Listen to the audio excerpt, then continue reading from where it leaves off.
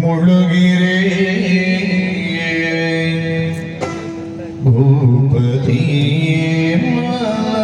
ಮಾದನಿಯೇ ಹರುಷ ಮನಸಾಗರದಿ ಮುಳುಗಿರೆ ಬರದಿ ಧರ್ಮಾಗಿದನು ಮಣಿಯುತ ಕರವ ಜೋಡಿಸಿ ನಿಲನು ಮೋಹಿನಿ ತನ್ನ ಪತಿಗೆರಗಿ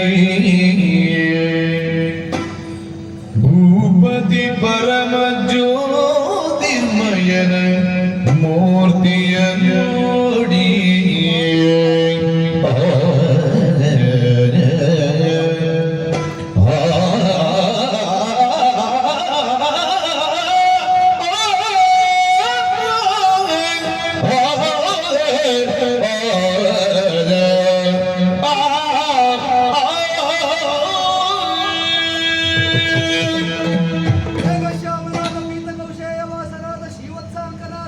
ಕೌಸ್ತುಭೋದ್ಭಾಸಿತಾಂಗನಾದ ಪುಣ್ಯೋಪೇತನಾದ ಪುಂಡರೀಕಾಯತಾಕ್ಷ ಇದು ಸದ್ಯಸುತ ಪ್ರಜಾವರ್ಗ ಸಹಿತವಾಗಿ ಪಾದಮೂಲದಲ್ಲಿ ಪಡಬಡ್ತಾ ಇದ್ದೇನೆ. ರಕ್ಷಿಸು ರಕ್ಷಿಸು ನಿರ್ವಹಿಸು. ಶುಭವಾಗಲಿ ರುಕ್ಮಾಂಗನ. ತಂದೆ, ನನ್ನ ಈ ವ್ಯವಹಾರವನ್ನು ಗ್ರಹಿಸಿದ್ರೆ ನೋಡಿದ ಜನರೆಲ್ಲ ಮೋಹಿನಿ ಸ್ವಾರ್ಥಿ, ಮೋಹಿನಿ ಕಟುಕಿ ಅಂತ ತಿಳಿದುಕೊಳ್ತಾರೆ. ನಾನು ಬಂದಿರುವ ಕಾರ್ಯ ಕಾರಣಗಳೇನು ಎನ್ನುವುದನ್ನು ಸ್ಪಷ್ಟವಾಗಿ ಅರಿತವರು ನೀವು. ದೇವಭೂಮಿಯಲ್ಲಿ ಹುಟ್ಟಿದಂತ ಹೆಣ್ಣು ಸ್ವಾರ್ಥಿಯಾಗುವುದಕ್ಕೆ ಸಾಧ್ಯವಿದೆ. ಈ ನಾಡಿಗೆ ಒಂದು ಹೆಜ್ಜೆ ಇಟ್ಟೆ ಅಂತಾದ್ರೆ ಪ್ರಜಾ ಜನರೆಲ್ಲ ನನ್ನನ್ನು ಕಲ್ಲು ಹೊಡೆದೇ ಗೊತ್ತಾಗ ಆ ರೀತಿಯಾಗಿ ವ್ಯವಹರಿಸಿದವರು ನಾನು. ನನ್ನ ಕಾರ್ಯ ಕಾರಣವನ್ನು ಅರಿತವರು ನೀವು. ಸ್ಪಷ್ಟಪಡಿಸಬೇಕು ಅಂತ ಸಾನ್ನಿಧ್ಯದಲ್ಲಿ ಮನವಿ.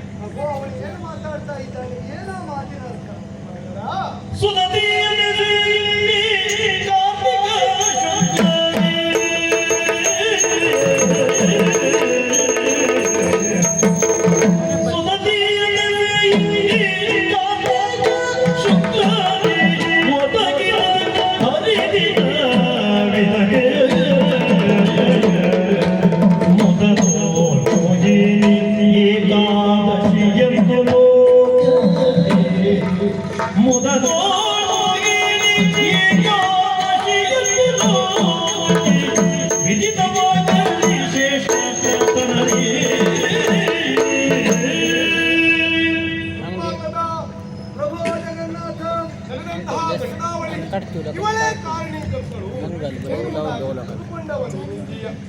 ನಿಜವಾಗಿ ಹೇಳಬೇಕು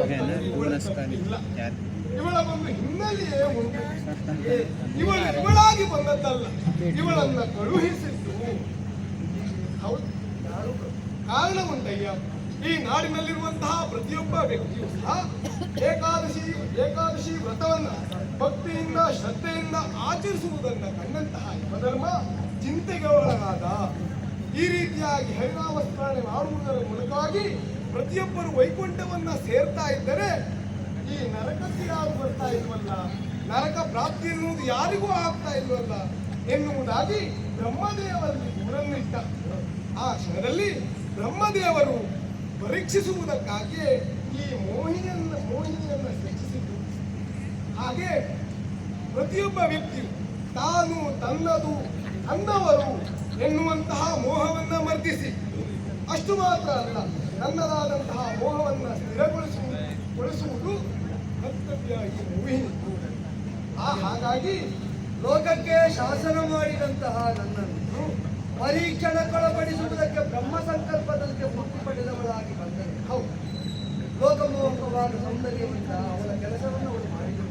ಹೌದು, ನನ್ನ ಚಿತ್ತವನ್ನು ಆಕರ್ಷಿಸಿದರು, ಮನೆಯವಳಾಗಿಯೇ ಸೇರಿದರು. ವ್ಯಾಮೋಹದ ಜಾಲದಲ್ಲಿ ನಾನು ಅಲೆದಾಡುವಂತೆ ಮಾಡಿ ಇದೇ ಪರಮಪದ ಅಂತ ಭ್ರಮಿಸುವಂತೆ ಮಾಡಿ. ಆದರೆ ನಿನ್ನ ಎಚ್ಚರಿಕೆಯೂ ಅರ್ಥ ಆಯಿತು. ಅಧೋಲೋಕದಲ್ಲಿ ಮಗನಿಗೆ ದರ್ಶನ ಕೊಟ್ಟು ಅಪ್ಪನಾದ ನನಗೆ ಕಾಣದೆ ಉಳಿದಾಗ ಈ ಬಲೆ ಕತ್ತರಿಸಿದ್ರೆ ಮಾತ್ರ ದರ್ಶನ ಅಂತ ಕೊಟ್ಟ ಪ್ರಚೋದನೆ. ಅದರಲ್ಲಿ ನಿನ್ನ ದಯೆಯಿಂದ ಉತ್ತೀರ್ಣನಾಗಿದ್ದೇನೆ ಅಂತಾರೆ. ನಾನೀಗ ನಿನ್ನನ್ನು ಪ್ರಾರ್ಥಿಸುವುದು ನಿನ್ನನ್ನು ಕಾಣುವುದಕ್ಕೆ ಮೆಟ್ಟು ಕಲ್ಲಿನ ಏಣಿಯಲ್ಲಿ ಸೋಪಾನ ಬಂದಿಯಾಗಿ ಒದಗಿ ಬಂದ ಆ ಸುರತಿಗೆ ಅನುಗ್ರಹ ಮಾಡಿದೆ ಅಂತ ನಾನು ಅನುಗ್ರಹಿಸ್ತೇನೆ. ಯಾವ ರೀತಿಯಲ್ಲಿ? ಇಂದಿನ ಏಕಾದಶಿ ಎನ್ನುವಂತಹ ವಿಶೇಷವಾಗಿರುವಂತಹದ್ದು ಕಾರ್ತಿಕ ಶುಕ್ಲ ಏಕಾದಶಿ ಎನ್ನುವಂತಹದ್ದು ಮುಂದೊಂದು ಸಂದರ್ಭದಲ್ಲಿ ಮೋಹಿನಿ ಏಕಾದಶಿ ಎನ್ನುವುದಾಗಿ ಪ್ರಸಿದ್ಧಿ ಹೊಂದುತ್ತದೆ. ಯಾರು ಮನಪೂರ್ವಕವಾಗಿ ನನ್ನನ್ನ ಭಜಿಸುತ್ತಾರೋ ಅವರ ಅಪೇಕ್ಷೆಯನ್ನ ಈಡೇರಿಸುವಂತಹ ದೇವನಾಗಿ ನಾನು ಎಂದೇನಂತೆ. ನಿಮ್ಮೆಲ್ಲರಿಗೂ ಮಂಗಳವಾಗಲಿ, ಶುಭವಾಗಲಿ ಎಂದು.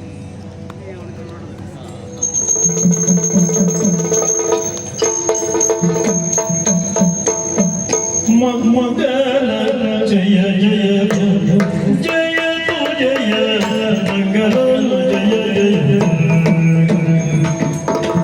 ಆದಿದೇವ ಸಕಲ ಪೂಜಿತ ಯಾದವ ಕುಲ ಮೋಹನ ರೂಪ ಯಾದವ ಕುಲ ಮೋಹನ ರೂಪ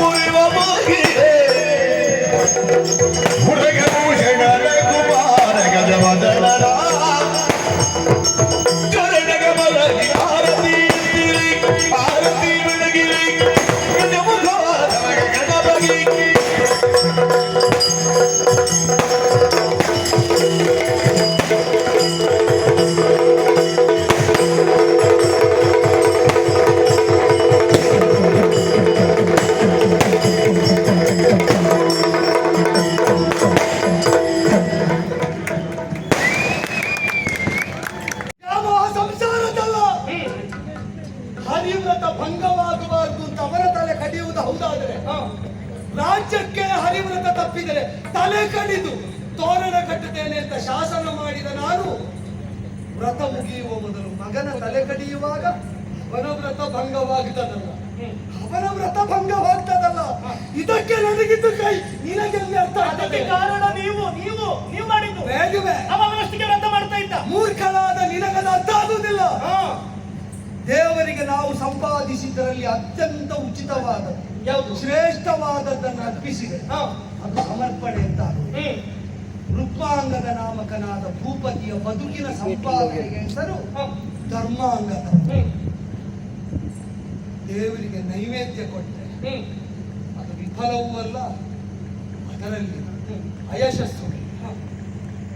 ನನ್ನ ಮಗನನ್ನು ತಲೆ ಕಡಿಯುವುದಿಲ್ಲ, ಮತ್ತೆ ದೇವರಿಗೆ ಹರಿದಿನದಂದು ಅರ್ಪಣೆಯಾಗಿ ಮಗು ಕೊಡು.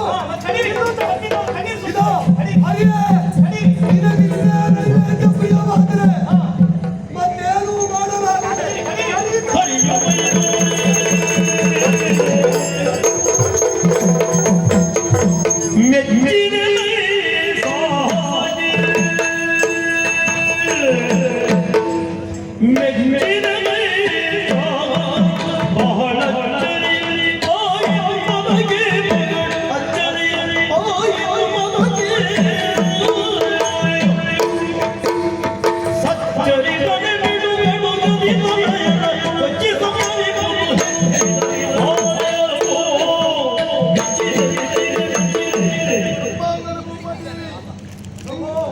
ಅಸಾಮಾನ್ಯವಾಗಿರುವಂತಹ ಭಕ್ತಿಗೆ, ಶ್ರದ್ಧೆಗೆ ಯಾರಕ್ಕೆ ಮೆಚ್ಚಿದವನಿದ್ದೇವೆ. ಹಿಡಿದಂತಹ ಪುರಸೆಯಿಂದ ತನ್ನ ಮಗನನ್ನ ಪಡೆಯುವಾಗ ಮನದಲ್ಲಿ ಹರಿಭಜನೆಯನ್ನ ಮಾಡ್ತಾ ಇದ್ದೀಯಲ್ಲ, ಮೆಚ್ಚಿದ್ದೇನೆ. ನಿನ್ನದಾದಂತಹ ಭಕ್ತಿಯ ಯೋಗದಿಂದ ನನ್ನದಾದಂತಹ ಒಲವಿಗೆ ಪಾತ್ರನಾದವ ನೀನಿದ್ದೀಯ. ಹಾಗಾಗಿ ಬಹಳ ಸಂತೋಷಗೊಂಡವನಿದ್ದೇನೆ. ಕಾಯ ವಾಚ ಮನಸ ತ್ರಿಕರಣ ಶುದ್ಧಿಯಿಂದ ನನ್ನನ್ನ ಭಜಿಸುವುದಕ್ಕೆ ಮುಂದಾದವ ನೀನಿದ್ದೀಯ. ಸಂತೋಷಗೊಂಡು ಮೈದೋರಿ ನಿಂತಿದ್ದೇನೆ. ರೂಪಾಂಗದ ನಿಳುಗಿ ಬೇಡ